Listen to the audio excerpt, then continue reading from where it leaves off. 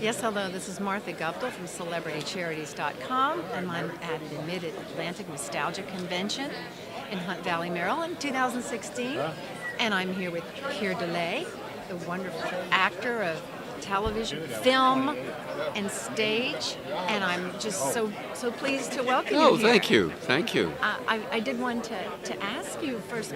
Now, from your early years as a child, did you know that you wanted to go into acting, or?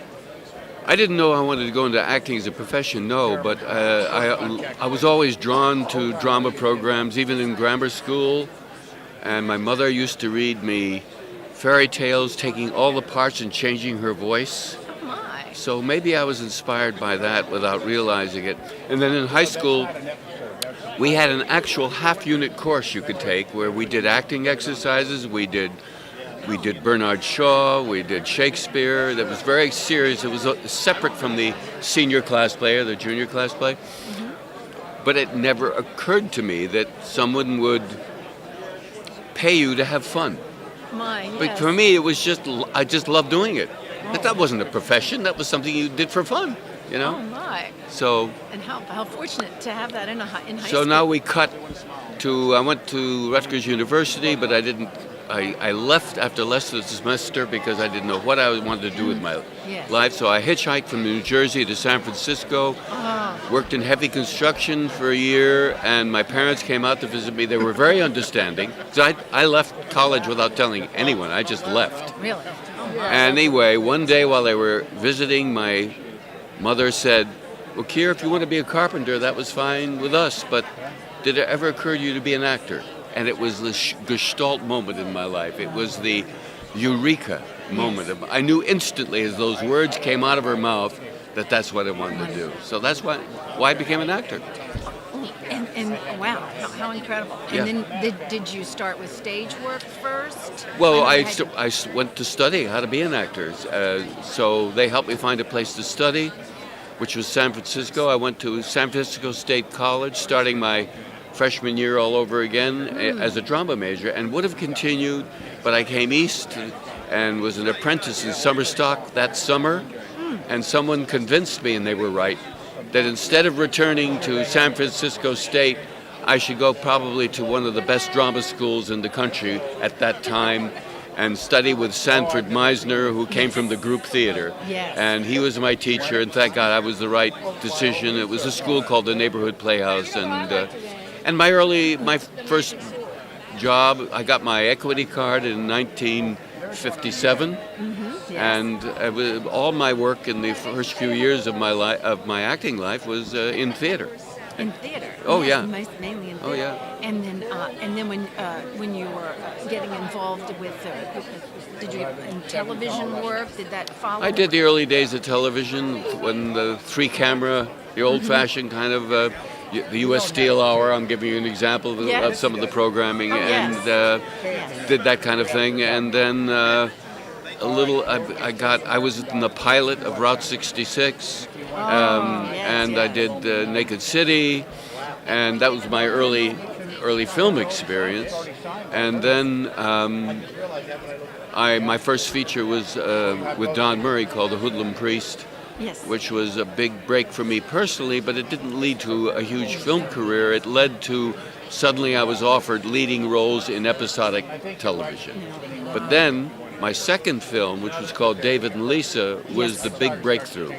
It was a kind of an art film, but it was made for $190,000 and made millions for the producer and director. It took off, won prizes at the Venice Film Festival, of the San Francisco Film Festival, won all these prizes. And if it hadn't been for that film, 2001 would never have happened.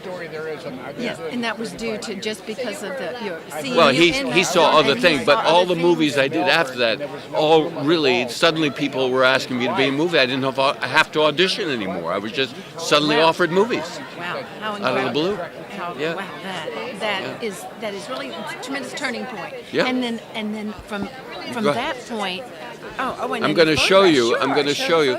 This is a photograph from from David and Lisa. Oh my!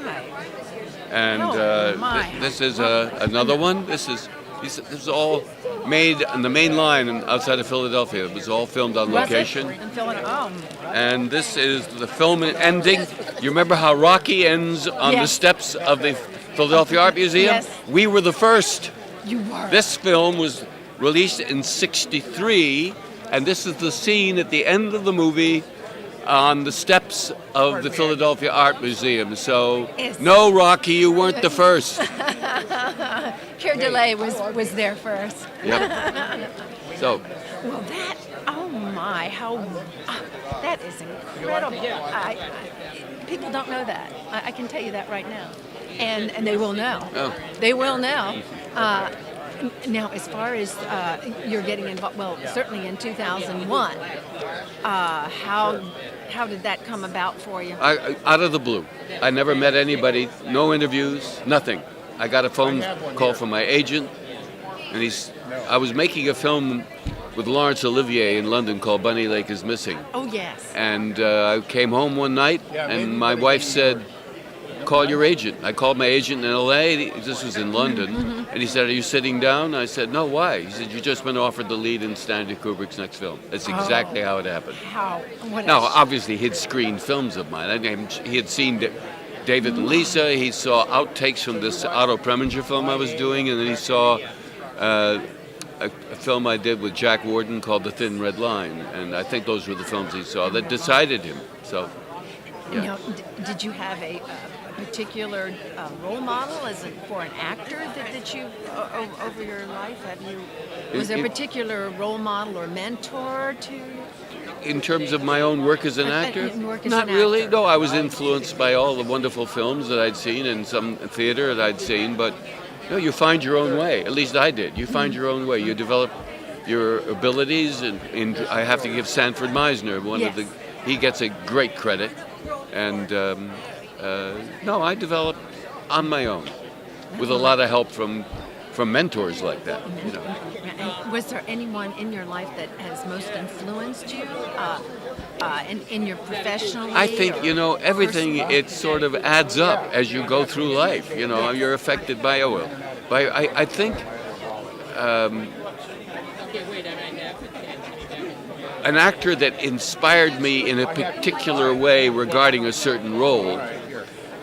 I did the first Broadway revival of Cat on a Hot Tin Roof, playing, if you remember the movie with Paul, I played the Paul Newman part. And a wonderful actress by the name of Elizabeth Ashley, who was nominated for a Tony for that, and deservedly so. She should have won it. Anyway,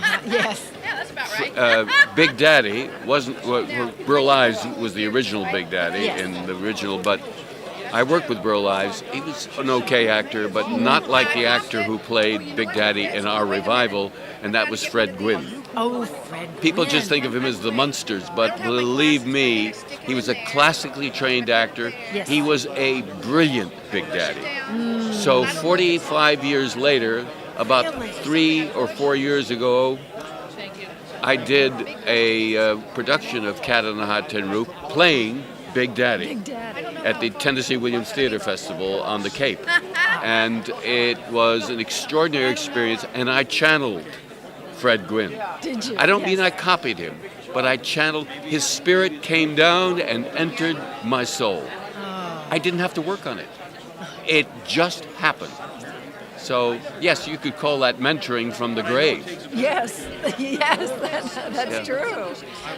Well, I did want to ask also if you have any hobbies, any other hobbies or interests that you'd like to share? Well, my hobby is what I do to keep in shape right now. I've always done something. I've always worked out about 5 days a week throughout my whole life. But right now, for the last 3 years or more, I bicycle 100 miles a week. Love it, through rails to trails, which they've taken up the railroad, so it takes you through beautiful forests and lakes and rivers. And I do it I try to, every day if I can. It's a 20-mile route, 10 miles north, 10 miles south when I come back. And and it's something I love to do. And I'm traveling, I guess you could say. And I've been very lucky that my work has taken me to extraordinary places, including 2001, because I do a lot of these autograph shows like we're doing now, and it's taken me to Australia, to New Zealand, to London, and some other places that I can't think of offhand. But it's Well, how wonderful to have love of both, being able to travel and meeting the people as well, who certainly respect you for your wonderful roles and certainly 2001. Right. I mean, your whole career. Now, I did want to ask also if you had any particular charities, organizations, foundations that you would have. the Southern Poverty Center. I give money to them. My wife gives a lot of money to environmental organizations. A lot. Yes. American Civil Liberties Committee is very important to me. Yeah. Okay, and I did want to ask, were you involved with the Westport Playhouse? Well, I live very near there, and I've appeared there. Actually, I've only appeared there twice. I was in a Neil Simon play called, I've even forgotten the name of it. It was not one of his better plays. So I did a play there in the mid-'60s. Star Spangled Girl, it might have been called by Neil Simon. And then I had a very successful Broadway hit that I was in called Butterflies Are Free. And on the way to Broadway, we did a summer tour. And one of the theaters that played was the Westport Country Playhouse. Okay. Well, that's wonderful. What a lovely place too. I've been there.